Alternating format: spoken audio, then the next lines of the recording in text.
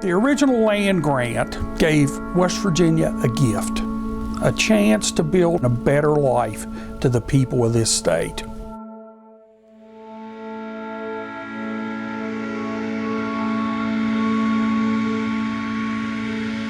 The trip to Gilbert this time of year is in the dark,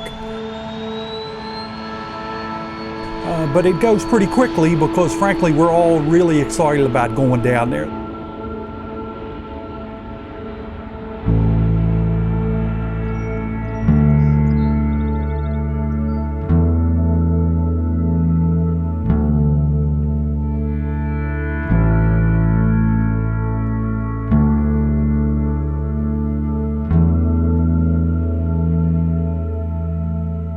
I worked at the post office at Justice for 21 years and retired from there. I've had a good life here. I wouldn't want to live nowhere else. I have these tremors in my hands. I was working at the post office when I first started getting these. And people would always say, "Why are you so nervous or shaking?" You know, they didn't know what's the matter with me. Neither did I.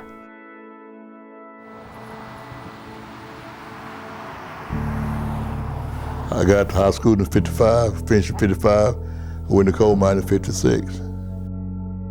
I mean, I enjoy working, but I also worked on my knees too, low coal.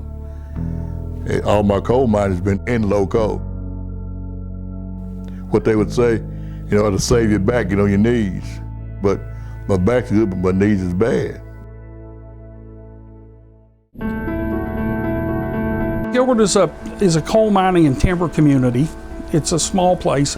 They have a very strong work ethic. It's a very family-oriented place. Hard-working people, the people that made America. I have lots of patients that I've taken care of for many years.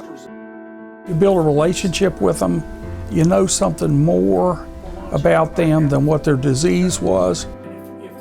And I think that the information that I gain by doing that has made me a better doctor. Tell me about it, what's going on?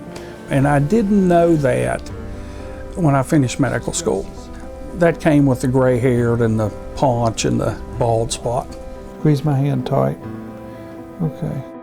It makes you feel wonderful to earn the trust of the patients that you see. And you do that by showing them that you care about them, by being available, showing up, and being honest. They make me feel every bit as good as I make them feel. I love you. Oh, you too. The School of Medicine has been doing outreach in West Virginia as long as I've known anything about it. The unique thing about this situation we have in Gilbert is having such a strong and willing partner in Mr. Harless. This wouldn't have happened without him saying to my brother and I want you all to do this and I want to help you fellows any way I can. I hope because we're there, we make a difference in their lives. If I didn't have that medication, I probably couldn't do anything for myself. I look forward to saying yes, because I'm going to get help. Make me feel better, And it's not hurting today. Today's a good day.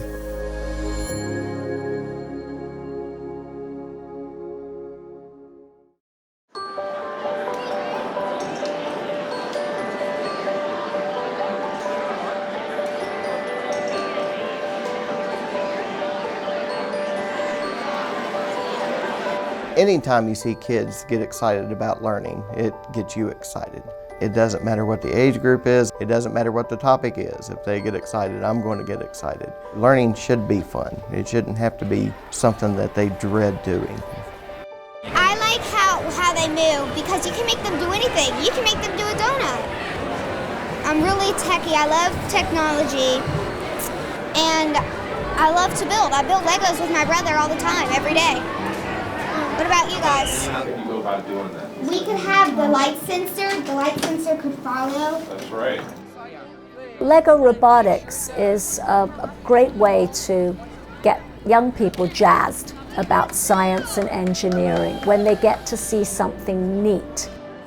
Science, technology, engineering, math, and medicine are really the disciplines that undergird our national economy.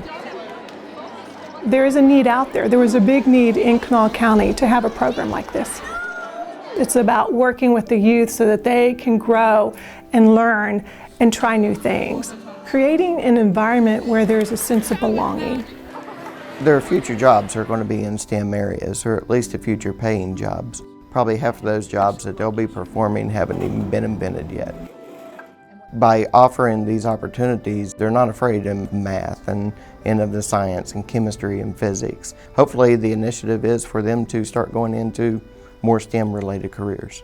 I am Salmonella. I am a bacteria that lives in the intestines of people. Watching these boys work together over the past 6 months and brainstorm and have fun together and work towards an academic pursuit where they're having a great time, it's been really exciting. You'll carry it across. So look at the judges, have fun. What we're trying to overcome right now is how it's cool to be smart, and I think they're all seeing that it is worthwhile to pursue things that take energy and take commitment.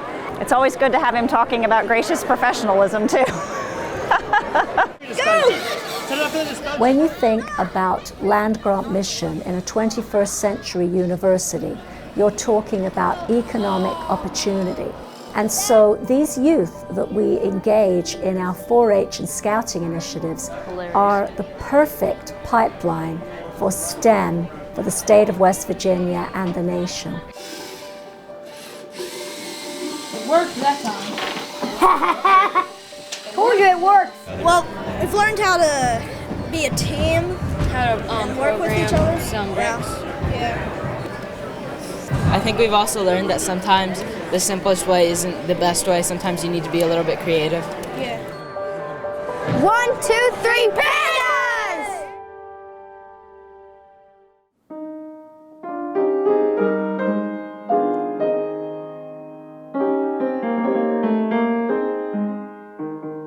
Music was the reason I came to WU, and then Chinese studies is something I sort of picked up along the way. I grew up in Pennsylvania. I've only ever had one home, and then I came here and I've spent a couple of years, but going to China, to actually go there and spend time and meet people, it really changes how you think about the world, and it becomes less as the big bad world and more as a cohesive place. In China, West Virginia University is a fairly well-recognized university. In the coal sector and the energy sector, China knows who we are. The state of West Virginia now has a partnership with one of the major coal-producing provinces in China. We all, I think, have a goal to move to renewable, clean energy with zero environmental footprint. We don't have the technology to do that yet. What we are trying to do is to develop that future alternative, develop the clean energy we need in the long run. But there's also a lot of us concerned with how do we build that bridge to the future, and coal is that. I think the thing that drives me as much as anything is a realization that this is not something anybody in the world can do by themselves. It requires worldwide cooperation.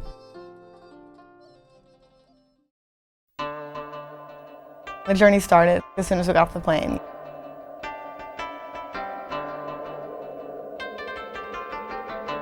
For about the first week, I really struggled because I felt like such an outsider. I just wanted to fit in, you know. I just felt like an alien, and it was so uncomfortable. And I would just go up to people, and all I could say was, "Ku'ima, you know, may I take a photo?" That was kind of my way of trying to politely ask if I could photograph them. I was still trying to kind of get over my fear of rejection. I go into this barber shop, and it's just silent. I just said "Ku'ima," and I held up my camera, and the barber kind of nodded his head. I went in there and I approached someone respectfully, and they accepted me. And I was so proud of myself.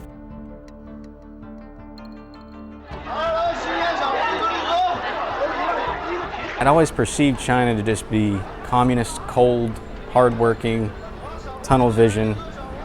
It wasn't like that at all. It was, the colors are everywhere. It still blows my mind. We went to a market, peaches and dried lizards and scorpions on sticks. It was surreal. I came back excited for what's next in my life. I've never really had any interest in China until this class, and now I have an interest in everywhere. I just want to tell everybody about how great it is. I feel like sometimes we become so focused on our daily lives and just getting through the day and getting done what we need to get done. You want to tell people to dream bigger. I climbed up the top of the rice pad and just stood there and just looked down. It was accepting. It's like the land accepted me.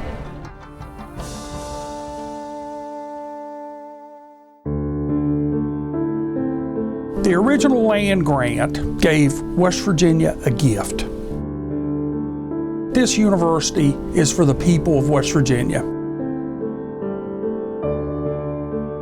The land grant mission has made WVU West Virginia's gift to the world.